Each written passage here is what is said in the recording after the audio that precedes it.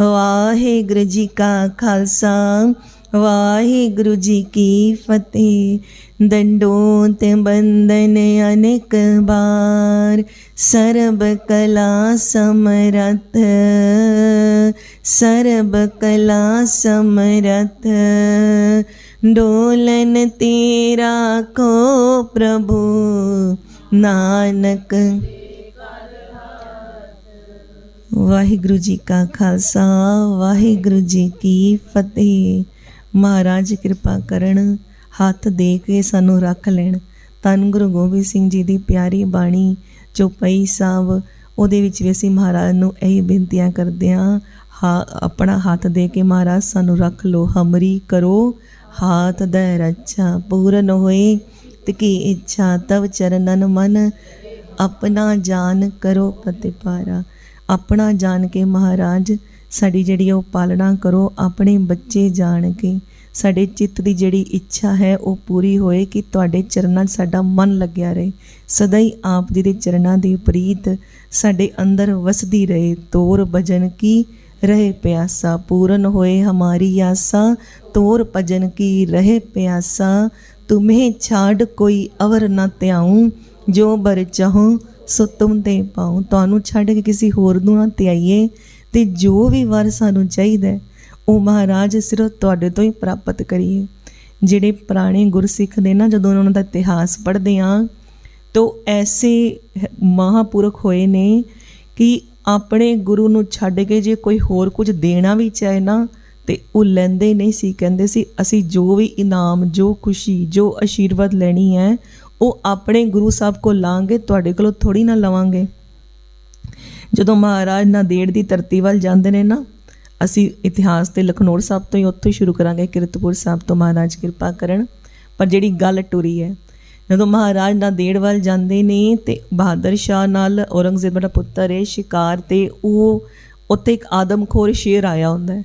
वो कहंदा है कि बई औरंगाबाद वाल जदों महाराज जांदे ने कि सुनिया तुसी बड़े आदमखोर शेरां दा शिकार कीता है। पौंटा साहब है ना महाराज दा शिकार घाट गुरुद्वारा साहब भी ते बई इत्थे भी शेर आया होया है। ते उन्होंने किसी ने अपने मुलाजमा ने भड़का दिता बहादुर शाह दे भी तुसी गुरु गोबिंद सिंह महाराज नूं को भी शिकार करन।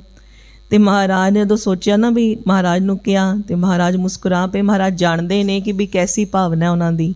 ते महाराज दे पास सिख जड़ा खड़ा सी ना रोशन नाम से उस सिख दा कहंदे वो कहंदा महाराज जे असी तुहाडी हजूरी च खड़े हैं ते सेवा विच साडे हुंदे तुहानूं चढ़ के जाना पे कोई सामने तो आके कहे फिर की फायदा असी मैं शिकार करन जावांगा।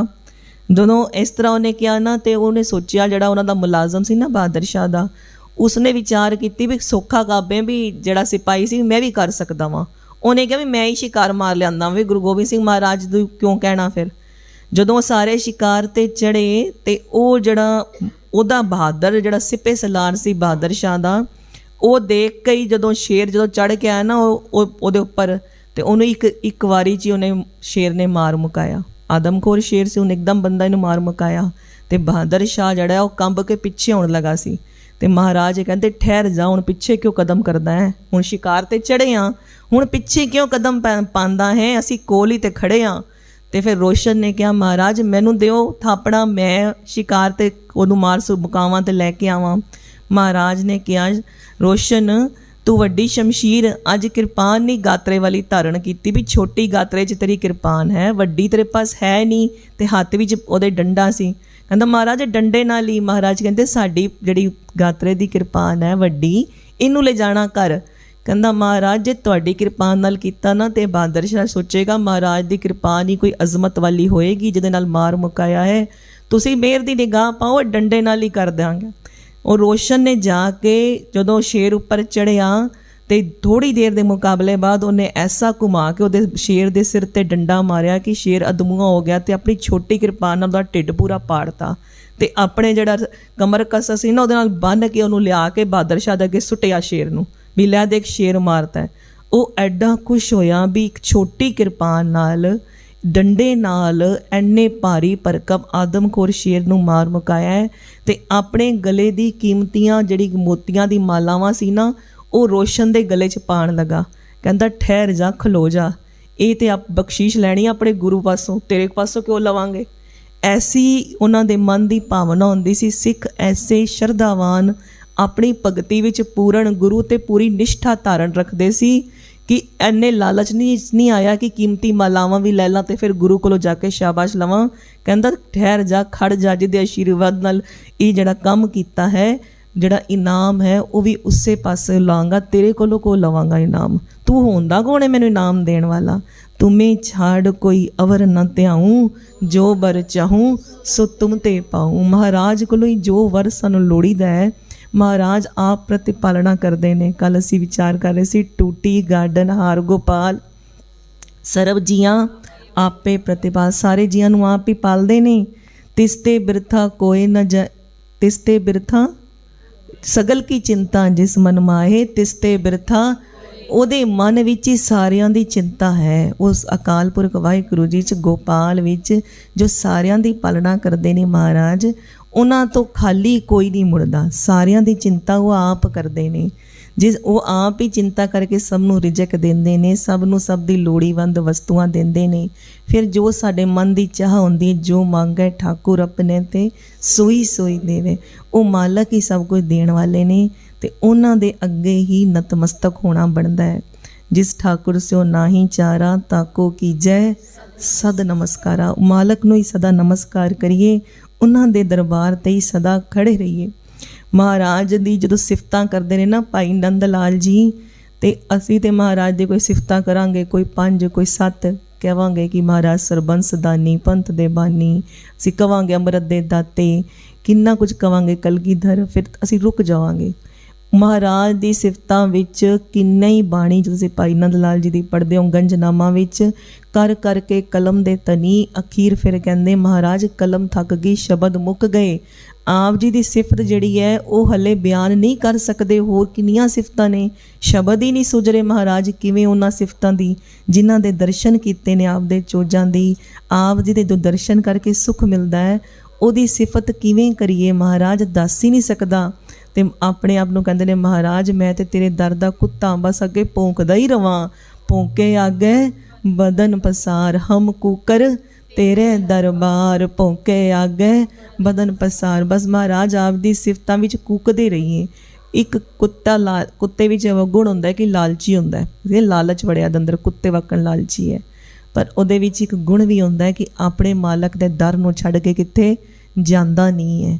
ਇਹ 9ਵੇਂ ਪਾਤਸ਼ਾਹ ਵੀ ਕਹਿੰਦੇ ਸ਼ਲੋਕ ਮਹਲਾ 9 ਵਿੱਚ ਕਿ ਉਵੇਂ ਇੱਕ ਮਨ ਇੱਕ ਚਿੱਤ ਹੋ ਕੇ ਆਰਾਧਨਾ ਕਰ, ਜਿਵੇਂ ਜਿਹੜਾ ਕੁੱਤਾ ਹੈ ਉਹ ਮਾਲਕ ਦੇ ਦਰ 'ਤੇ ਇੱਕ ਮਨ ਇੱਕ ਚਿੱਤ ਹੋ ਕੇ ਆਪਣੇ ਮਾਲਕ ਤੋਂ ਇਲਾਵਾ ਕਿਸੇ ਹੋਰ ਦੇ ਅੱਗੇ ਜਾ ਕੇ ਨਹੀਂ ਬੈਠਦਾ। ਉਵੇਂ ਹੀ ਤੂੰ ਵੀ ਬਣ ਜਾ, ਆਪਣੇ ਮਾਲਕ ਦੇ ਦਰ ਘਰ ਦਾ ਕੁੱਤਾ ਬਣ ਕੇ ਰਹਿ, ਪਰ ਮਾਲਕ ਦੇ ਦਰ ਘਰ ਨੂੰ ਛੱਡ ਕੇ ਕਦੀ ਨਾ ਜਾ। ਮਹਾਰਾਜ ਕਿਰਪਾ ਕਰਨ। ਕੀਰਤਪੁਰ ਸਾਹਿਬ ਤੋਂ ਜਦੋਂ ਮਹਾਰਾਜ ਚਾਲੇ ਪਾਉਂਦੇ ਨੇ, ਇੱਥੇ ਦੀ ਸੰਗਤਾਂ ਕੀਰਤਨ ਕਰਦੀਆਂ ਹੋਈਆਂ ਅੱਗੇ ਵੱਲ ਨੂੰ ਮਹਾਰਾਜ ਨੂੰ ਛੱਡਣ ਜਾਂਦੀਆਂ। ਉਹ ਜਿਹੜੀ ਨਵੀਂ ਨਗਰੀ ਧੰਨ ਗੁਰੂ ਤੇਗ ਬਹਾਦਰ ਸਾਹਿਬ ਨੇ ਮਹਾਰਾਜ ਨੇ ਵਸਾਈ ਹੈ, ਚੱਕ ਨਾਨਕੀ, ਉੱਥੋਂ ਦੇ ਵੀ ਸੰਗਤਾਂ ਮਹਾਰਾਜ ਨੂੰ ਅੱਗੇ ਲੈਣ ਆਈਆਂ। ਜਦੋਂ ਦੋਨੋਂ ਸੰਗਤਾਂ ਦਾ ਆਪਸ ਵਿੱਚ ਮਿਲਾਪ ਹੋਇਆ, ਦੋਨੋਂ ਦੀਆਂ ਸੰਗਤਾਂ ਜਿਹੜੀਆਂ ਆਈਆਂ ਨੇ ਨਵੀਂ ਨਗਰੀ ਤੋਂ ਅਤੇ ਜਿਹੜੀਆਂ ਕੀਰਤਪੁਰ ਸਾਹਿਬ ਦੀਆਂ ਨੇ ਮਿਲ ਕੇ ਕੀਰਤਨ ਕਰਦੀਆਂ, ਉਹ ਫਿਰ ਗੁਰਬਾਣੀ ਗਾਉਂਦੇ ਹੋਏ ਮਹਾਰਾਜ ਜਿਹੜੇ ਨੇ ਉਹ ਚੱਕ ਨਾਨਕੀ ਆਪਣੇ ਪਿਤਾ ਜੀ ਦੇ ਪਾਸ ਪਹੁੰਚੇ ਨੇ।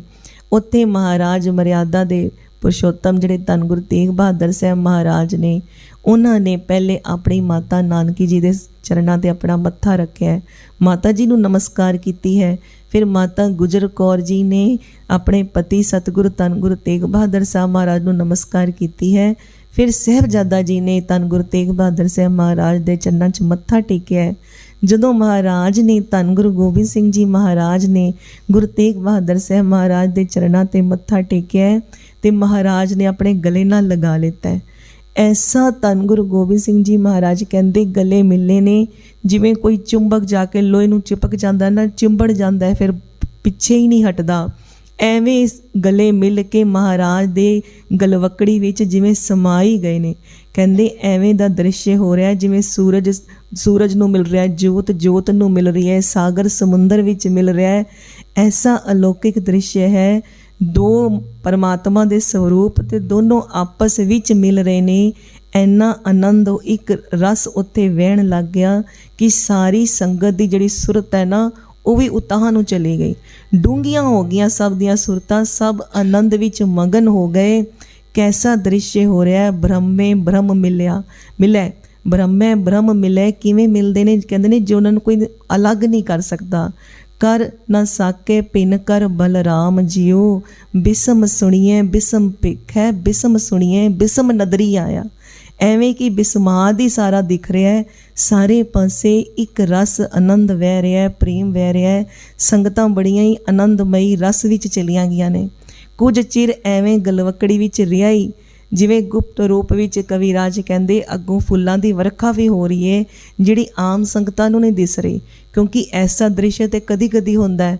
ते फिर जदों दोनां दियां जप्पियां थोड़ियां ढिलियां होईयां ना, प्यो पुੱਤ दियां जदों जप्पियां थोड़ियां ढिलियां होईयां ते महाराज धन गुरु तेग बहादुर साहब महाराज अपने अंदर गए ते सिंघासनां ते विराजमान होए। नाल साहिबजादे जी नूं भी अपने सिंघासनां ते बिठाया है। ते फिर पहले तो गुप्त रूप विच फुल्लां दी वरखा हो रही सी, हुण जिहड़ी है आम संगत जिहड़ी आई है, नाल जिहड़ी होर संगत उडीक विच बैठी सी, सारे महाराज ते फुल्लां दी वरखा कर रहे ने। ते परिवार दा स्वागत होया है। परिवार आके धन गुरु तेग बहादुर साहब महाराज नूं मिलिया। संगतां बड़ियां ही खुश हो रही ने। इत्थे कई जगह ते लिखत मिलती है कि धन गुरु कलगियां वाले बाला प्रीतम जी ने महाराज नूं आनंद साहब दी बाणी सुनाई है, बड़े प्रेम नाल ते आनंद नाल सुनाई है। ते महाराज ने जो पहले ते नाम अपनी माता जी दे नाम ते रखिया होया सी चक नानकी, ते फिर महाराज ने नाम बदल के आनंदपुर रखता, क्योंकि महाराज ने आनंद साहब दी बाणी सुनाई है। कई जगह आंदा है कि गुरु गोबिंद सिंह महाराज ने बाद चों नाम आनंदपुर साहब रखे। तो महाराज जी हुण इस नगरी का नाम जाणो कि आनंदपुर साहब हो गया। सारा परिवार बड़े सुख नाल रहिंदा है। इत्थों दी असी जिहड़े इतिहास के दर्शन ने, महाराज नूं तरह तरह की शिक्षावां दित्तियां जांदियां ने। महाराज इत्थे वड्डे हो रहे ने। महाराज का जिहड़ा रुचि है वो शस्त्रां दे अभ्यास विच है। महाराज का सुभाव ही ऐसा टोले बना के खेलना एक दूजे नाल। पर पिता का दुलार कुछ समा लई आप सब जानते हो, जो असी महाराज धन गुरु तेग बहादुर साहब महाराज दे शहीदी साके सुने कि कुछ चिर बाद इत्थे कश्मीरी पंडित आए, महाराज जी ने चाले पाए। फिर महाराज का सीस लैके भाई जैता जी जीवन सिंह जी आंदे ने, ते फिर महाराज सीस का संस्कार हुंदा है। उस तो उपरंत जिहड़ा है 10वें दिन जिहड़ा है महाराज की दस्तारबंदी जिहड़ी हुंदी है कि गुरियाई तखत ते महाराज नूं विराजमान कराया जाता है। पर जिहड़ा सिख पंथ है वो महाराज की गुरियाई ताई मनाते हैं। असी धन गुरु तेग बहादुर साहब की शहीदी तो 2 दिन पहला मनाते हैं। क्यों? क्योंकि सुरत राही धन गुरु तेग बहादुर साहब महाराज ने चांदनी चौक जदों कारावास विच सी, कारागृह के पिंजरे विच ही महाराज नूं सुरत राही जिहड़ी है बाला प्रीतम जी नूं गुरियाई गद्दी ते विराजमान कराता सी। असी सिख पंथ विच गुरियाई तां मनाते हैं, पर रस्मी तौर ते जदों महाराज दे सीस का संस्कार हो लिया ते फिर 10वें दिन जिहड़ा महाराज नूं बड़े जिवें रिवाज नाल मर्यादा नाल गुरियाई तखत ते विराजमान कराउण दी तैयारियां होईयां। मामा कृपाल चंद जी होरी ने वड्डे पद्धर ते तैयारियां कीतियां। सारे जिहड़े बाकी कुल वाले भी ने ना वो भी सारे आए ने।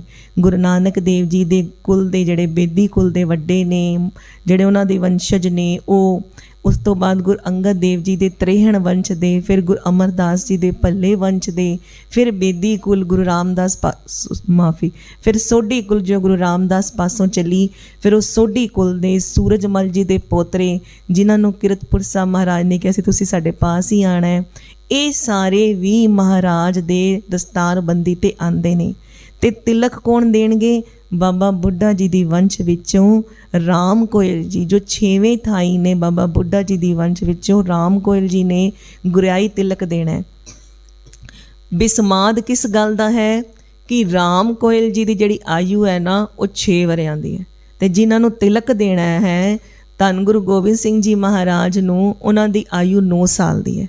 9 साल की आयु विच गुरियाई तखत ते विराजमान होण लगे ने धन गुरु कलगियां वाले।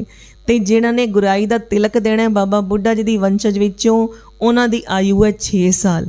ते राम कोयल जी बचपन तो ही ब्रह्म ज्ञानी अवस्था विच तुरिया अवस्था विच रहण वाले सी। ਉਹਨਾਂ ਉੱਪਰ ਐਸੀ ਕਿਰਪਾ ਸੀ ਤੇ ਉਹਨਾਂ ਨੂੰ ਗੋਦੀ ਵਿੱਚ ਚੁੱਕ ਕੇ ਲੈ ਕੇ ਆਏ ਨੇ ਉਹਨਾਂ ਦੇ ਵੱਡੇ ਤਿਲਕ ਦਿਵਾਉਣ ਲਈ। ਇੱਕ ਤੁਸੀਂ ਨੈੱਟ 'ਤੇ ਅਗਰ ਕਰੋਗੇ ਨਾ ਸਰਚ, ਤੇ ਫੋਟੋ ਵੀ ਪਈ ਹੋਈ ਹੈ ਕਿ ਕਿਵੇਂ ਉਹ ਬਾਬਾ ਬੁੱਢਾ ਜੀ ਦੇ ਵੰਸ਼ਜ ਵਿੱਚੋਂ ਰਾਮ ਕੋਇਲ ਜੀ ਆਏ ਨੇ ਤਿਲਕ ਦੇਣ ਵਾਸਤੇ। ਉਹ ਮਹਾਰਾਜ ਲਈ ਇੱਕ ਚੰਗਾ ਘੋੜਾ, ਕਲਗੀ, ਕਿਰਪਾਨ, ਐਵੇਂ ਕੀਮਤੀ ਵਸਤੂਆਂ ਲੈ ਕੇ ਹਾਜ਼ਰ ਹੋਏ ਨੇ ਤੇ ਗੁਰਿਆਈ ਦਾ ਤਿਲਕ ਦਿੱਤਾ ਹੈ। ਮਹਾਰਾਜ ਦੇ ਲਈ ਉੱਚੇ ਪੰਡਾਲ ਜਿਹੜੇ ਵੱਡੇ ਪੱਧਰ 'ਤੇ ਲਗਾਏ ਗਏ, ਚੋਬਦਾਰ ਜਿਹੜੀਆਂ ਨੇ ਚੋਬਾਂ ਮਾਰ ਮਾਰ ਕੇ ਨਗਾੜਿਆਂ 'ਤੇ ਜਦੋਂ ਮਹਾਰਾਜ ਦਰਬਾਰ ਵਿੱਚ ਆਉਂਦੇ ਨੇ ਗੁਰਿਆਈ ਤਿਲਕ ਲਈ, ਤੇ ਬੜੀ ਉੱਚੀ ਆਵਾਜ਼ਾਂ ਵਿੱਚ ਬੋਲ ਬੋਲ ਕੇ ਕਹਿੰਦੇ ਨੇ ਕਿ ਧੰਨ ਗੁਰੂ ਅਮਰਦਾਸ ਜੀ ਦੇ ਜਿਹੜੇ ਨੇ ਉਹ ਨਾਤੀ ਵਿੱਚ ਹੋ ਗਏ ਨਾ, ਉਹਨਾਂ ਦੀ ਪੁੱਤਰੀ ਦਾ ਬੀਬੀ ਭਾਨੀ ਜੀ ਦੀ ਅੱਗੋਂ ਚੱਲਾ ਹੈ। ਤੇ ਐਵੇਂ ਗੁਰੂ ਰਾਮਦਾਸ ਜੀ ਦੇ ਕੁਲ ਸੋਢੀ ਕੁਲ ਦੇ ਦੀਪਕ, ਗੁਰੂ ਹਰਗੋਬਿੰਦ ਸਾਹਿਬ ਜੀ ਦੇ, ਗੁਰੂ ਅਰਜਨ ਦੇਵ ਜੀ ਦੇ ਪੜ ਪੋਤਰੇ, ਗੁਰੂ ਹਰਗੋਬਿੰਦ ਸਾਹਿਬ ਜੀ ਦੇ ਪੋਤਰੇ, ਇਸ ਤਰ੍ਹਾਂ ਉਹ ਆਵਾਜ਼ਾਂ ਕਰਕੇ ਕਹਿੰਦੇ ਨੇ ਕਿ ਗੁਰੂ ਤੇਗ ਬਹਾਦਰ ਸਾਹਿਬ ਜੀ ਦੇ ਸਾਹਿਬਜ਼ਾਦੇ ਉਹ ਆ ਰਹੇ ਨੇ ਅੰਦਰ ਦਰਬਾਰ ਦੇ। ਬੜੇ ਉਤਸ਼ਾਹ ਨਾਲ ਮਹਾਰਾਜ ਦਾ ਜਿਹੜਾ ਉਹ ਗੁਰਿਆਈ ਤਿਲਕ ਹੁੰਦਾ ਹੈ। ਮਹਾਰਾਜ ਨੂੰ ਬੜੀ ਸੋਹਣੀ ਦਸਤਾਰ ਕਲਗੀ ਸਜਾਉਂਦੇ ਨੇ, ਸਾਰੇ ਕਿਧਰੇ ਬੜੀ ਖੁੱਲੀਆਂ ਕੜਾਹ ਪ੍ਰਸ਼ਾਦ ਦੀਆਂ ਦੇਗਾਂ, ਲੰਗਰ ਪ੍ਰਸ਼ਾਦ ਹੁੰਦੇ ਨੇ। ਇਸ 'ਤੇ ਸਾਰਾ ਪਰਿਵਾਰ ਇਸ ਸਮੇਂ ਰਾਜੀ ਹੈ ਕਿਉਂਕਿ ਸਾਰੇ ਹੀ ਕੁੱਲ ਤੋਂ ਸਭ ਦੇ ਵੱਡੇ ਆਏ ਹੋਏ ਨੇ ਤੇ ਮਹਾਰਾਜ ਇੱਥੋਂ ਦੀ ਸਭ ਨੂੰ ਬੜੀਆਂ ਹੀ ਅੱਗੋਂ ਦੀ ਸੌਗਾਤਾਂ ਤੇ ਦਾਤਾਂ ਦੇ ਕੇ ਵਿਦਿਆ ਵੀ ਕਰਦੇ ਨੇ। ਪਰ ਉਹ ਜਿਹੜੇ ਸੂਰਜਮਲ ਜੀ ਦੇ ਪੋਤਰੇ ਨੇ ਉਹ ਮਹਾਰਾਜ ਪਾਸ ਇੱਥੇ ਹੀ ਰਹਿ ਜਾਂਦੇ ਨੇ। ਰਾਮ ਕੋਇਲ ਜੀ ਬਾਰੇ ਕਿਹਾ ਜਾਂਦਾ ਹੈ ਕਿ ਜਦੋਂ ਮਹਾਰਾਜ 1708 ਵਿੱਚ ਜੋਤੀ ਜੋਤ ਸਮਾਏ ਨੇ ਨਾ, ਕਮਰ ਕੱਸਾ ਕੀਤਾ ਮਹਾਰਾਜ ਨੇ, ਉਸ ਤੋਂ ਵੀ 40 ਸਾਲ ਬਾਅਦ 1748 ਵਿੱਚ ਰਾਮ ਕੋਇਲ ਜੀ ਗਏ ਨੇ। ਜਿਹੜੇ ਗ੍ਰੰਥ ਦੀ ਅਸੀਂ ਤਕਰੀਬਨ ਕਥਾ ਸੁਣਦੇ ਹਾਂ, ਜਿਹਨੂੰ ਆਧਾਰ ਬਣਾ ਕੇ ਇੱਥੇ ਦੀਵਾਨ ਵਿੱਚ ਵੀ ਅਸੀਂ ਵਿਚਾਰਸਰੀ ਇਤਿਹਾਸਿਕ ਵਿਚਾਰਾਂ ਸੁਣਦੇ ਹਾਂ, ਗੁਰਪ੍ਰਤਾਪ ਸੂਰਜ ਗ੍ਰੰਥ, ਉਹ ਕਵੀਰਾਜ ਸੰਤੋਖ ਸਿੰਘ ਜੀ ਨੇ ਲਿਖਿਆ ਹੈ। ਤੇ ਕਵੀਰਾਜ ਸੰਤੋਖ ਸਿੰਘ ਜੀ ਨੇ ਕਿਵੇਂ ਲਿਖਿਆ ਹੈ? ਰਾਮ ਕੋਇਲ ਜੀ ਨੇ ਨਾ ਜਿਹੜੇ, ਜਦੋਂ ਉਹ ਰਮਦਾਸ ਪਿੰਡ ਵਿੱਚ, ਜਿਹੜਾ ਬਾਬਾ ਬੁੱਢਾ ਸਾਹਿਬ ਜੀ ਦਾ ਪਿੰਡ ਹੈ ਰਮਦਾਸਪੁਰਾ, ਉੱਥੇ ਰਹਿੰਦੇ ਨੇ। ਤੇ ਰਮਦਾਸਪੁਰ ਤੋਂ ਜਦੋਂ ਗੁਰਿਆਈ ਦਾ ਤਿਲਕ ਦਿੰਦੇ ਤੇ ਮਹਾਰਾਜ ਨਾ ਬਾਲਾ ਪ੍ਰੀਤਮ ਕਹਿੰਦੇ ਕਿ ਤੁਸੀਂ ਸਾਡੇ ਪਾਸ ਹੀ ਰਹੋ। ਤੇ ਆਪ ਆਪਣੇ ਮੁਖ ਨਾਲ ਰਾਮ ਕੋਇਲ ਜੀ ਕਹਿੰਦੇ ਨੇ ਫਿਰ ਮੈਂ ਮਹਾਰਾਜ ਪਾਸ ਅਨੰਦਪੁਰ ਸਾਹਿਬ ਹੀ ਰਿਹਾ ਸਦਾ। ਤੇ ਵਿੱਚ ਆਉਂਦਾ ਸੀ ਆਪਣੇ ਪਿੰਡ ਰਮਦਾਸਪੁਰੇ। ਕਿਉਂ ਆਉਣਾ ਪੈਂਦਾ ਸੀ? ਕਿਉਂਕਿ ਬਾਬਾ ਬੁੱਢਾ ਸਾਹਿਬ ਜੀ ਨੂੰ ਮੰਨਣ ਵਾਲੀਆਂ ਸੰਗਤਾਂ ਘਰ ਆਉਂਦੀਆਂ ਸੀ ਤੇ ਕੁਝ ਸਮਾਂ 15 ਦਿਨ ਹਫ਼ਤਾ ਆਪਣੇ ਘਰ ਰੁਕਦਾ ਤੇ ਫਿਰ ਦੁਬਾਰਾ ਅਨੰਦਪੁਰ ਸਾਹਿਬ ਵੱਲ ਚਲੇ ਜਾਣਾ ਤੇ ਗੁਰੂ ਸਾਹਿਬ ਨਾਲ ਹੀ ਰਹਿਣਾ ਹੁੰਦਾ ਸੀ ਉੱਥੇ।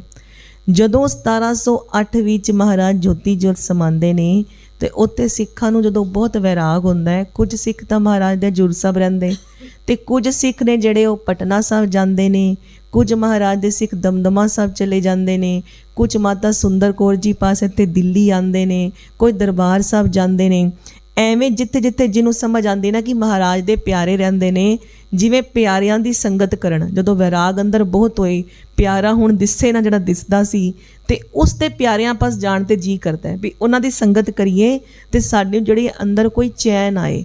ਐਵੇਂ ਜਾਣ ਕੇ ਕਹਿੰਦੇ ਨੇ ਕੁਝ ਸਿੱਖ ਨੇ ਜਿਹੜੇ ਉਹ ਰਮਦਾਸ ਭਾਈ ਰਾਮ ਕੋਇਲ ਜੀ ਪਾਸ ਚਲੇ ਗਏ, ਕਿਉਂਕਿ ਰਾਮ ਕੋਇਲ ਜੀ ਨੂੰ ਮਹਾਰਾਜ ਨੇ ਵਰ ਦਿੱਤਾ ਸੀ ਕਿ ਤੁਹਾਨੂੰ ਸਦਾ ਹੀ ਹਰ ਰੋਜ਼ ਸਾਡੇ ਸਾਖਿਆਤ ਦਰਸ਼ਨ ਹੋਇਆ ਕਰਨਗੇ। ਰਾਮ ਕੋਇਲ ਜੀ ਹਜੂਰ ਸਾਹਿਬ ਨਹੀਂ ਸੀ ਮਹਾਰਾਜ ਨਾਲ, ਪਰ ਉਹਨਾਂ ਨੇ ਵਰ ਲਿੱਤਾ ਹੋਇਆ ਸੀ, ਕਿਉਂਕਿ ਜਦੋਂ ਮਹਾਰਾਜ ਨੇ ਕਿਹਾ ਨਾ ਤੁਸੀਂ ਹੁਣ ਆਪਣੇ ਘਰ ਜਾਓ ਵੀ ਅਸੀਂ ਅੱਗੇ ਨੂੰ ਟੁਰਨਾ ਹੈ, ਤੇ ਮਹਾਰਾਜ ਨੇ ਉਹਨਾਂ ਨੂੰ ਵਰ ਦਿੱਤਾ ਸੀ ਵੀ ਜਦੋਂ ਵੀ ਤੁਸੀਂ ਸ਼ਿਕਾਰ 'ਤੇ ਚੜਿਆ ਕਰੋਗੇ ਜਾਂ ਕੋਈ ਰਹਿਰਾਸ ਸਾਹਿਬ ਦੀ ਬਾਣੀ ਵਿੱਚ ਤੁਹਾਨੂੰ ਰੋਜ਼ ਦਰਸ਼ਨ ਹੋਇਆ ਕਰਨਗੇ। ਤੇ ਕੁਝ ਸਿੱਖ ਭਾਈ ਰਾਮ ਕੋਇਲ ਜੀ ਪਾਸ ਚਲੇ ਗਏ ਵੀ ਤੁਹਾਨੂੰ ਤਾਂ ਰੋਜ਼ ਦਰਸ਼ਨ ਹੁੰਦੇ ਨੇ, ਸਾਨੂੰ ਵੀ ਦਰਸ਼ਨ ਕਰਾ ਦਿਆ ਕਰੋ। ਜਦੋਂ ਜਾ ਕੇ ਐਵੇਂ ਬੇਨਤੀਆਂ ਕੀਤੀਆਂ ਨਾ, ਤੇ ਰਾਮ ਕੋਇਲ ਜੀ ਕਹਿੰਦੇ ਕਿ ਸਾਡੀ ਤੇ ਤੁਹਾਡੀ ਅਵਸਥਾ ਵਿੱਚ ਫਰਕ ਹੈ ਵੀ ਜੋ ਸਾਨੂੰ ਦਰਸ਼ਨ ਹੁੰਦੇ ਨੇ ਉਹ ਤੁਹਾਨੂੰ ਨਹੀਂ ਹੋ ਸਕਦੇ। ਤੇ ਫਿਰ ਕਹਿੰਦੇ ਸਾਨੂੰ ਕਿਵੇਂ ਹੋਣਗੇ, ਅਸੀਂ ਵੀ ਦਰਸ਼ਨਾਂ ਦੀ ਪਿਆਸ ਹੈ, ਇੰਨੀ ਦੂਰ ਤੁਹਾਡੇ ਕੋਲ ਚੱਲ ਕੇ ਆਏ ਹਾਂ। ਤੇ ਰਾਮ ਕੋਇਲ ਜੀ ਨੇ ਕਿਹਾ ਤੁਹਾਨੂੰ ਕਥਾ ਵਿੱਚੋਂ ਦਰਸ਼ਨ ਹੋਇਆ ਕਰਨਗੇ, ਵੀ ਜਿਵੇਂ ਅਸੀਂ ਕਥਾ ਵਿੱਚ ਮਹਾਰਾਜ ਦੇ ਦਰਸ਼ਨ ਕਰ ਰਹੇ ਹਾਂ, ਤੁਹਾਨੂੰ ਕਥਾ ਵਿੱਚ ਹੋਇਆ ਕਰਨਗੇ। ਤੇ ਫਿਰ ਉਹਨਾਂ ਨੇ ਅਨੰਦਪੁਰ ਸਾਹਿਬ ਜੋ ਮਹਾਰਾਜ ਨਾਲ ਬਚਪਨ ਤੋਂ ਰਹੇ ਨੇ, 3 ਸਾਲ ਛੋਟੇ ਸੀ ਜਦੋਂ ਗੁਰਿਆਈ ਦਾ ਤਿਲਕ ਦਿੱਤਾ, 6 ਸਾਲ ਦੀ ਆਯੂ ਸੀ ਮਹਾਰਾਜ ਦੀ, 9 ਸਾਲ ਹਮੇਸ਼ਾ ਹੀ ਮਹਾਰਾਜ ਦੇ ਨਾਲ ਰਹੇ। ਤੇ ਮਹਾਰਾਜ ਦੀ ਸਾਰੀਆਂ ਸਾਖੀਆਂ ਉਹਨਾਂ ਸਿੱਖਾਂ ਨੂੰ ਸੁਣਾਉਣੀਆਂ ਸ਼ੁਰੂ ਕਰ ਦਿੱਤੀਆਂ। ਉਹਨਾਂ ਸਿੱਖਾਂ ਵਿੱਚ ਇੱਕ ਸਿੱਖ ਸੀ ਸਾਹਿਬ ਸਿੰਘ ਜੀ, ਜੋ ਲਿਖਾਰੀ ਸੀ, ਜਿਨ੍ਹਾਂ ਨੇ ਲਿਖਣਾ ਸ਼ੁਰੂ ਕਰਤਾ। ਉਹ ਸਾਹਿਬ ਸਿੰਘ ਜੀ ਦਾ ਹੀ ਅੱਗੇ ਜਿਹੜਾ ਹੈ ਇਹ ਗੁਰੂ ਪ੍ਰਤਾਪ ਸੂਰਜ ਗ੍ਰੰਥ ਜਿਹੜਾ ਹੈ ਉਹ ਉਹਨਾਂ ਸਾਹਿਬ ਸਿੰਘ ਜੀ ਦੀ ਲਿਖਤਾਂ ਵਿੱਚੋਂ ਹੀ ਉਤਾਰਾ ਕੀਤਾ ਹੈ ਕਵੀਰਾ ਸੰਤੋਖ ਸਿੰਘ ਜੀ ਨੇ। ਤੇ ਇਹ ਕੋਈ ਇਹ ਨਹੀਂ ਕਹਿ ਸਕਦੇ ਕਿ ਬਿਨਾਂ ਬੇਸ ਤੋਂ ਕੋਈ ਗ੍ਰੰਥ ਹੈ ਜਿਹੜਾ ਬਾਅਦ ਚੋਂ ਲਿਖਿਆ ਗਿਆ। ਇਹ ਅੱਗੇ ਦੀ ਅੱਗੇ ਇਸ ਤਰ੍ਹਾਂ ਆਈ ਧਰੋਹਰ। ਪਰ ਕਹਿੰਦੇ ਨੇ ਭਾਈ ਰਾਮ ਕੋਇਲ ਜੀ ਨੇ 500 ਸਾਖੀਆਂ ਸੁਣਾਈਆਂ ਸੀ, 500 ਮਹਾਰਾਜ ਦੀ ਸਾਖੀਆਂ ਸੁਣਾਈਆਂ ਸੀ, ਜਿਹੜੀਆਂ ਅੰਗਰੇਜ਼ਾਂ ਦੇ ਸਮੇਂ ਅਲੋਪ ਹੋ ਗਈਆਂ, ਕਿਉਂਕਿ ਉਹਨਾਂ ਦਾ ਐਸਾ ਸੀ ਕਿ ਗੁਰੂ ਗੋਬਿੰਦ ਸਿੰਘ ਮਹਾਰਾਜ ਤੋਂ ਤੋੜਿਆ ਜਾਏ। ਜਿਹੜੀ ਇੰਨੀ ਚੜ੍ਹਦੀ ਕਲਾ ਤੇ ਬਹਾਦਰੀ ਹੈ ਇਸ ਕੌਮ ਵਿੱਚ, ਜਿਹੜੀ ਵਸ ਵਿੱਚ ਨਹੀਂ ਆਉਂਦੀ, ਉਹਨਾਂ ਦਾ ਜਿਹੜਾ ਬੇਸ ਹੈ ਨਾ, ਆਧਾਰ ਹੀ ਹੈ, ਉਹ ਖਿੱਚ ਲਿੱਤਾ ਜਾਏ। ਜਦੋਂ ਪੈਰਾਂ ਥੱਲੋਂ ਜ਼ਮੀਨ ਹੀ ਖਿੱਚ ਲਾਂਗੇ ਤਾਂ ਫਿਰ ਕਿਵੇਂ ਟਿਕੇ ਰਹਿਣਗੇ। ਇਹ ਗੁਰੂ ਗੋਬਿੰਦ ਸਿੰਘ ਜੀ ਦੀ ਬਾਣੀ ਜਿਹੜੀ ਹੈ, ਇਹ ਜਿਹੜਾ ਖੰਡੇ ਤੋਂ ਪ੍ਰਗਟ ਹੋਏ ਨੇ, ਇਹਨਾਂ ਕੋਲੋਂ ਇਹ ਖਿੱਚ ਲਿੱਤੀ ਜਾਏ ਦਾਤ। ਤੇ ਉਹਨਾਂ ਨੇ ਉਹ ਸਾਖੀਆਂ ਅਲੋਪ ਕਰਨ ਦੀ ਕੋਸ਼ਿਸ਼ ਕੀਤੀ। ਤੇ ਕਹਿੰਦੇ ਨਿਹੰਗ ਸਿੰਘਾਂ ਦੀ ਜਥੇਬੰਦੀਆਂ ਨੇ ਬੜੀ ਕੋਸ਼ਿਸ਼ ਕੀਤੀ, ਲੁਕਾ ਲੁਕਾ ਕੇ ਰੱਖੀਆਂ, ਪਰ ਫਿਰ ਵੀ 400 ਸਾਖੀਆਂ ਜਿਹੜੀਆਂ ਨੇ ਅਲੋਪ ਹੋ ਗਈਆਂ। 100 ਸਾਖੀਆਂ ਬਚੀਆਂ, ਜਿਹਨੂੰ ਅਸੀਂ 100 ਸਾਖੀ ਕਰਕੇ ਕਈ ਵਾਰ ਸੁਣਦੇ ਹਾਂ ਨਾ, 100 ਸਾਖੀ ਵਿੱਚ ਮਹਾਰਾਜ ਦੀ ਇਹ ਲਿਖਿਆ, 100 ਸਾਖੀ ਵਿੱਚ ਮਹਾਰਾਜ ਦੀ ਇਹ ਲਿਖਿਆ। ਉਹ ਵੀ ਉਹ ਅੰਗਰੇਜ਼ ਲੈ ਗਏ ਸੀ ਤੇ ਜਿਹੜੀਆਂ ਵਾਪਸ ਮਿਲੀਆਂ ਸਾਨੂੰ। ਤੇ 100 ਸਾਖੀਆਂ ਬਚੀਆਂ ਨੇ ਸਾਡੇ ਪਾਸ ਤੇ 400 ਅਲੋਪ ਹੋ ਗਈਆਂ। ਉਹ ਰਾਮ ਕੋਇਲ ਜੀ 1748 ਵਿੱਚ ਜਿਹੜੇ ਨੇ ਉਹਨਾਂ ਨੇ ਕਮਰ ਕੱਸਾ ਕੀਤਾ ਤੇ ਸਾਖਿਆਤ ਗੁਰੂ ਕਲਗੀਧਰ ਪਿਤਾ ਜੀ ਦੇ ਰੋਜ਼ ਉਹ ਦਰਸ਼ਨ ਕਰਦੇ। ਤੇ ਉਹਨਾਂ ਨੇ ਜਦੋਂ ਸਾਖੀਆਂ ਸੁਣਾਈਆਂ ਤੇ ਸਾਖੀਆਂ ਸਾਰੀਆਂ ਲਿਖੀਆਂ ਗਈਆਂ, ਜਿੱਥੋਂ ਦੀ ਫਿਰ ਗੁਰੂ ਪ੍ਰਤਾਪ ਸੂਰਜ ਗ੍ਰੰਥ ਵਿੱਚ ਆਈਆਂ। ਉਹ ਰਾਮ ਕੋਇਲ ਜੀ ਵੀ ਹੁਣ ਮਹਾਰਾਜ ਨਾਲ ਉੱਥੇ ਹੀ ਰਹਿਣ ਲੱਗ ਗਏ। ਮਹਾਰਾਜ ਦੀ ਜਿਹੜੀ ਸੋਭਾ ਹੈ ਨਾ, ਜਿਹੜਾ ਆਨੰਦ ਹੈ ਅਨੰਦਪੁਰ ਸਾਹਿਬ ਦਾ, ਉਹ ਦਿਨਾਂ ਦਿਨ ਹੀ ਵਧੀ ਜਾ ਰਿਹਾ ਹੈ, ਕਿਉਂਕਿ ਵੱਡੇ ਗੁਰੂਆਂ ਦਾ ਵਰਦਾਨ ਵੀ ਆਈ ਹੈ। ਤੇ ਮਹਾਰਾਜ ਦੇ ਘਰ ਕੀਮਤੀ ਤੋਂ ਕੀਮਤੀ ਵਸਤੂਆਂ ਲੈ ਕੇ, ਕਿਉਂਕਿ ਇੱਕ ਤੇ ਸੰਗਤਾਂ ਆਉਂਦੀਆਂ ਨੇ ਕਿ ਮਹਾਰਾਜ ਨੂੰ ਅਫਸੋਸ ਵੀ ਕਰਨਾ ਹੈ ਵੀ ਗੁਰੂ ਤੇਗ ਬਹਾਦਰ ਸਾਹਿਬ ਜੀ ਦੀ ਸ਼ਹੀਦੀ ਦਾ, ਹੈ ਨਾ, ਇੱਕ ਉਹ ਵੀ ਗੱਲ ਹੈ। ਤੇ ਇੱਕ ਹੁਣ ਗੁਰੂ ਸਾਹਿਬ ਜਿਹੜੇ ਬੈਠੇ ਨੇ, ਉਹਨਾਂ ਦੀ ਸੋਭਾ ਪਟਨਾ ਸਾਹਿਬ ਤੋਂ ਹੀ ਬੜੀ ਦੂਰ ਦੂਰ ਤੱਕ ਹੋ ਰਹੀ ਸੀ। ਉਹਨਾਂ ਦੇ ਦਰਸ਼ਨ ਮੇਲੇ ਵੀ ਕਰਨੇ ਨੇ ਕਿ ਧੰਨ ਗੁਰੂ ਕਲਗੀਧਰ ਪਿਤਾ ਵਰਗਾ ਕੋਈ ਨਹੀਂ ਹੈ। ਜੈਸੇ ਸੋਹਣੇ, ਜੈਸੇ ਪਰਉਪਕਾਰੀ, ਜੈਸੇ ਸੁਚੱਜੇ ਸਿਆਣੇ, ਕਹਿੰਦੇ ਸੁਗੜ, ਉਹ ਵਿਦਵਾਨ ਯੋਧਾ ਸੂਰਮੇ, ਉਹ ਜਿਹੜੇ ਹੈ ਨੇ, ਉਹਨਾਂ ਵਰਗਾ ਕੋਈ ਹੈ ਹੀ ਨਹੀਂ। ਯੋਧਿਆਂ ਤੋਂ ਵੀ ਉੱਪਰ ਹੁੰਦਾ ਸੂਰਮਾ। ਯੋਧਾ ਨੂੰ ਅਸੀਂ ਕਈ ਵਾਰ ਸਮਝਦੇ ਯੋਧਾ ਔਰ ਸੂਰਮੇ 'ਚ ਕੋਈ ਫਰਕ ਨਹੀਂ ਹੁੰਦਾ। ਯੋਧਾ ਤੇ ਉਹ ਹੁੰਦਾ ਜਿਹੜਾ ਲੜਨਾ ਜਾਣਦਾ ਹੋਏ, ਯੁੱਧ ਦਾ ਜਿਹਨੂੰ ਅਭਿਆਸ ਹੋਏ, ਜੋ ਮਤਲਬ ਲੜਨਾ ਜਾਣਦਾ ਹੈ। ਪਰ ਸੂਰਮਾ ਕੌਣ ਹੈ? ਜਾਕੋ ਹਰ ਰੰਗ ਲਾਗੋ ਇਸ ਯੁੱਗ ਮੈਂ ਸੋ ਕਹੀਅਤ ਹੈ ਸੂਰਾ, ਉਹਨੂੰ ਕਹਿੰਦੇ ਨੇ ਜਿਹਨੂੰ ਪਰਮਾਤਮਾ ਦੇ ਨਾਮ ਦਾ ਰੰਗ ਵੀ ਲੱਗਿਆ ਹੋਏ। ਫਿਰ ਸੂਰਾ ਸੋ ਪਹਿਚਾਨੀਏ ਜੋ ਲੜੇ ਦੀਨ ਕੇ ਹੇਤ, ਜੋ ਦੀਨ ਵਾਸਤੇ ਧਰਮ ਵਾਸਤੇ ਲੜਿਆ ਹੋਏ। ਪਹਿਲੇ ਜਿਹੜੇ ਜੰਗ ਯੁੱਧ ਹੋਏ, ਕੋਈ ਜਰ ਵਾਸਤੇ, ਕੋਈ ਜੋਰੂ ਵਾਸਤੇ, ਕੋਈ ਜ਼ਮੀਨ ਵਾਸਤੇ, ਪਰ ਜਿਹੜੇ ਗੁਰੂ ਸਾਹਿਬ ਨੇ ਜੰਗ ਕੀਤੇ, ਤਿੰਨੋਂ ਚੀਜ਼ਾਂ ਹੀ ਨਹੀਂ ਸੀ, ਨਾ ਜਰ ਸੀ, ਨਾ ਜੋਰੂ ਸੀ, ਨਾ ਜ਼ਮੀਨ ਸੀ। ਸੂਰਾ ਸੋ ਪਹਿਚਾਨੀਏ ਜੋ ਲੜੇ ਦੀਨ ਕੇ ਹੇਤ, ਜੋ ਉਹਨਾਂ ਨੇ ਦੀਨ ਮਜਲੂਮ ਦੀ ਰੱਖਿਆ ਲਈ, ਧਰਮ ਲਈ ਜਿਹੜੇ ਯੁੱਧ ਕੀਤੇ ਨੇ, ਉਹਨਾਂ ਨੂੰ ਕਹਿੰਦੇ ਆ ਸੀ ਸੂਰਮਾ, ਜਿਨ੍ਹਾਂ ਵਿੱਚ ਯੋਧੇ ਵਾਲਾ ਵੀ ਗੁਣ ਹੁੰਦਾ ਹੈ ਤੇ ਸੁਰਮਾਈ ਵਾਲੇ ਵੀ ਗੁਣ ਹੁੰਦੇ ਨੇ। ਉਹ ਫਿਰ ਮਹਾਰਾਜ ਜਿਹੜੇ ਨੇ ਇੰਨੇ ਵੱਡੇ ਸੂਰਮਾ ਨੇ। ਇਹ ਜਿਹੜਾ ਮਹਾਰਾਜ ਦਾ ਪ੍ਰਤਾਪ ਹੈ ਉਹ ਵਧੀ ਜਾ ਰਿਹਾ। ਫਿਰ ਮਹਾਰਾਜ ਨੇ ਗੁਰਿਆਈ ਤੇ ਜਦੋਂ ਮਹਾਰਾਜ ਵਿਰਾਜਮਾਨ ਨੇ, ਦਿੱਲੀ ਦੀ ਸੰਗਤਾਂ ਮਹਾਰਾਜ ਪਾਸ ਪਹੁੰਚੀਆਂ। ਲੱਕੀ ਸ਼ਾਹ ਵਣਜਾਰਾ ਜੀ ਵੀ ਪਹੁੰਚੇ ਦਰਸ਼ਨਾਂ ਲਈ। ਲੱਕੀ ਸ਼ਾਹ ਵਣਜਾਰਾ ਜੀ ਨੇ ਜਦੋਂ ਨਮਸਕਾਰ ਕੀਤੀ, ਅੰਤਰਯਾਮੀ ਸਤਿਗੁਰੂ ਕਹਿੰਦੇ, ਸੁਣਾਓ ਲੱਕੀ ਸ਼ਾਹ ਵਣਜਾਰਾ ਜੀ, ਤੁਸੀਂ ਗੁਰੂ ਪਿਤਾ ਜੀ ਦੇ ਧੜ ਦਾ ਸੰਸਕਾਰ ਕਿਸ ਤਰ੍ਹਾਂ ਕੀਤਾ?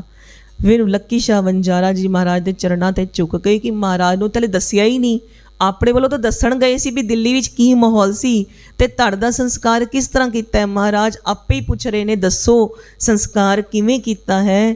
ਤੇ ਫਿਰ ਚਰਨਾਂ ਤੇ ਝੁਕ ਕੇ ਕਹਿੰਦੇ, ਜਦੋਂ ਅੰਦਰ ਸੁਰਤ ਵੀ ਝੁਕ ਗਈ, ਕਹਿੰਦੇ ਮਹਾਰਾਜ ਤੁਸੀਂ ਜਾਣਦੇ ਹੋ ਕਿਵੇਂ ਕੀ ਵਰਤਾਰਾ ਹੋਇਆ ਹੈ, ਫਿਰ ਵੀ ਤੁਸੀਂ ਪੁੱਛਦੇ ਹੋ, ਤਾਂ ਪੁੱਛਦੇ ਹੋ ਜੇ ਮੈਂ ਸਮਝਿਆ ਹੈ ਕਿ ਤੁਸੀਂ ਸੰਗਤ ਨੂੰ ਦੱਸਣਾ ਚਾਹੁੰਦੇ ਹੋ। ਫਿਰ ਸੰਗਤ ਸੁਣੇ। ਫਿਰ ਉਹਨਾਂ ਨੇ ਦੱਸਿਆ ਵੀ ਕੋਈ ਵੀ ਜਿਹੜਾ ਸਿੱਖ ਹੈ ਨਾ, ਉਹ ਅੱਗੇ ਆਉਣ ਨੂੰ ਤਿਆਰ ਨਹੀਂ ਹੋ ਰਿਹਾ ਸੀ, ਸਾਰੇ ਆਪਣੇ ਆਪ ਨੂੰ ਛੁਪਾ ਰਹੇ ਸੀ। ਤੇ ਮਹਾਰਾਜ ਨੇ ਕਿਹਾ ਫਿਰ ਐਵੇਂ ਦਾ ਖਾਲਸਾ ਤਿਆਰ ਕਰਾਂਗੇ ਜਿਹੜਾ ਆਪਣੇ ਆਪ ਨੂੰ ਛੁਪਾ ਵੀ ਨਾ ਸਕੇ, ਲੱਖਾਂ 'ਚ ਪਛਾਣਿਆ ਵੀ ਜਾਏ ਵੀ ਭੇਡਾਂ ਵਿੱਚ ਕਦੀ ਸ਼ੇਰ ਮਿਲਦੇ ਨਹੀਂ। ਤੇ ਐਸੀ ਉਹਨਾਂ ਦੇ ਅੰਦਰ ਜਿਹੜੀ ਹੈ ਸੁਰਮਾਈ ਪੜ ਦਿਆਂਗੇ, ਐਸਾ ਬਹਾਦਰ ਬਣਾ ਦਿਆਂਗੇ ਉਹਨਾਂ ਨੂੰ ਕਿ ਜਿਵੇਂ ਗਿੱਦੜਾਂ ਤੋਂ ਸ਼ੇਰ ਬਣਾ ਦਿਆਂਗੇ, ਜਿਹੜੇ ਲੁਕਣਾ ਜਾਣਦੇ ਵੀ ਨਾ ਹੋਣ, ਲੁਕਣਾ ਚਾਹਣ ਵੀ ਨਾ। ਐਸੇ ਮਹਾਰਾਜ ਨੇ ਮਹਾਂਬਲੀ ਵਾਕ ਉਸ ਸਮੇਂ ਕਹੀ।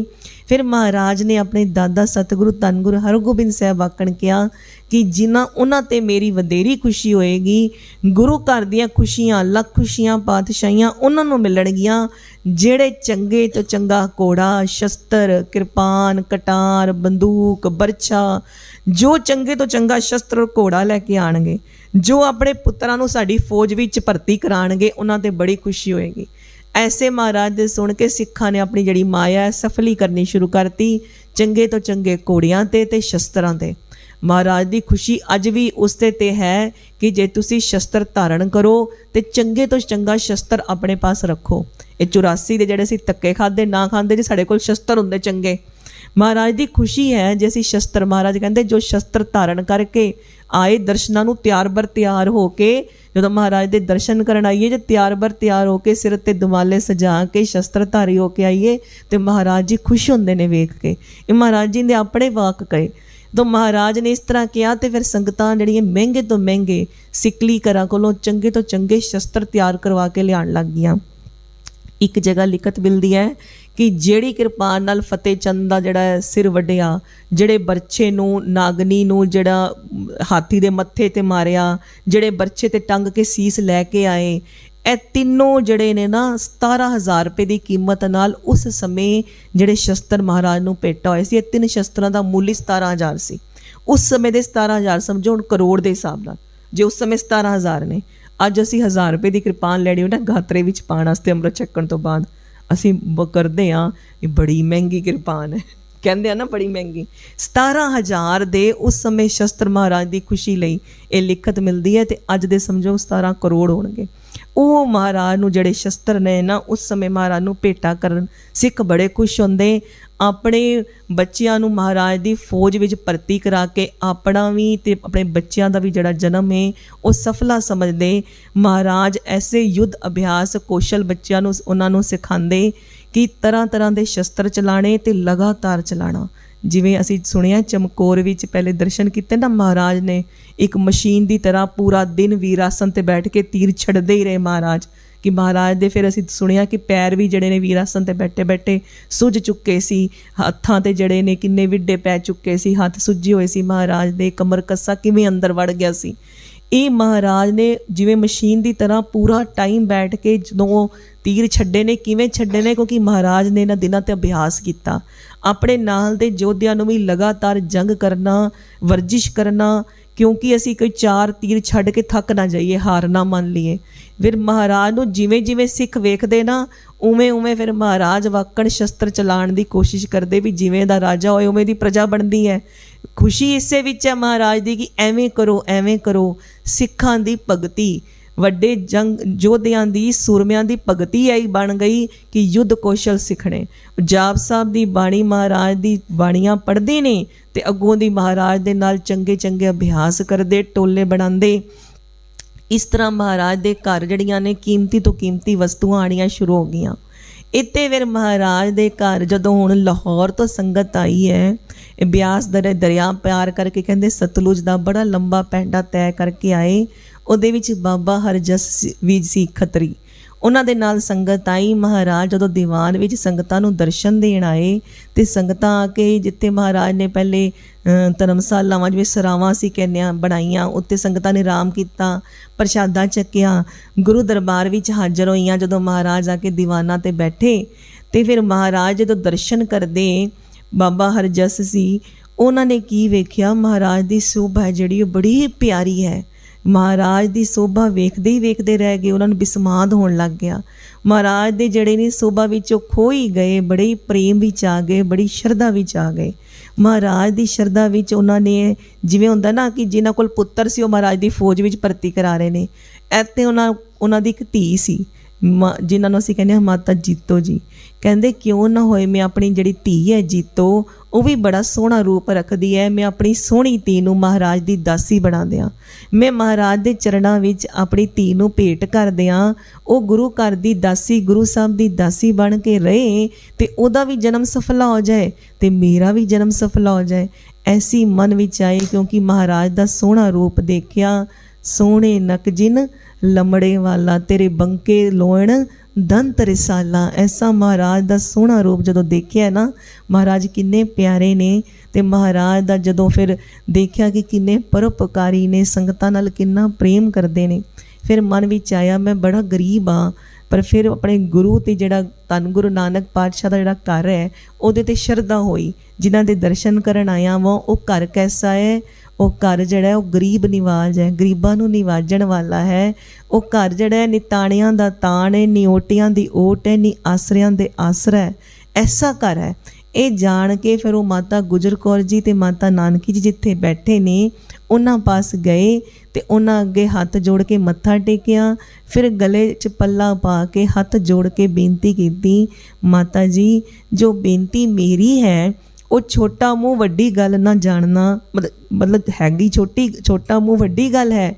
मैं बहुत गरीब हाँ, आप जी का घर बड़ा उच्चा है, पर मैं ये जानिया है ये घर गरीब निवाज है। मेरी शरधा कहती है ये घर गरीबां नूं निवाजण वाला है, ये गरीबां उपर हसदा नहीं, उन्हां दी हासी नहीं करदा, ये जिहड़ा है बेनतियां नूं स्वीकार करन वाला है, शरण नूं आए नूं रखण वाला घर है। नी ओटियां दी ओट है, नी माणियां दा मान है, नी ताणियां दा ताण है घर। फिर माता जी ने बेनती पूछी तो पुछण ते उन्होंने दस्सिया मेरी जिहड़ी जीतो कुड़ी है वो विआहणयोग है ते बड़ा सुंदर रूप रखती है, मेरे मन की इच्छा है कि वह गुरु घर की दासी बने, तुसी उन्होंने साहिबजादा जिहड़ा है गुरु गोबिंद सिंह जी लई जिहड़ा प्रवान करो। माता नानकी जी सुन के बड़े खुश हो गए। दादियां नूं वैसे ही जदों एकदम अपने पोतरे का जदों पता चले या कोई खबर एवें दी सुनन वो बड़े खुश हो जाते हैं। माता नानकी जी बड़े खुश हो गए, माता गुजर कौर जी भी बड़े खुश हो गए। उन्होंने हामी भर लीती ते माता गुजर कौर जी ने साहिबजादे नूं भी कहा भी जिहड़ा लवपुर तो लाहौर तो रिश्ता आया है ना, साक आया है, उसनूं मने ना करना। फिर जिहड़े भाई हरजस जी ने गुरु दरबार दोबारा जाके धन गुरु गोबिंद सिंह जी महाराज पास भी बेनती करते हैं। समय की समाप्ति असीं कल दर्शन करांगे कि ये बेनतियां करते हैं। मामा कृपाल चंद जी ते गुरु साहब इन्हां दी बेनतियां स्वीकार कर लैंदे ने। फिर ये खुशियां मनाइयां जांदियां ने।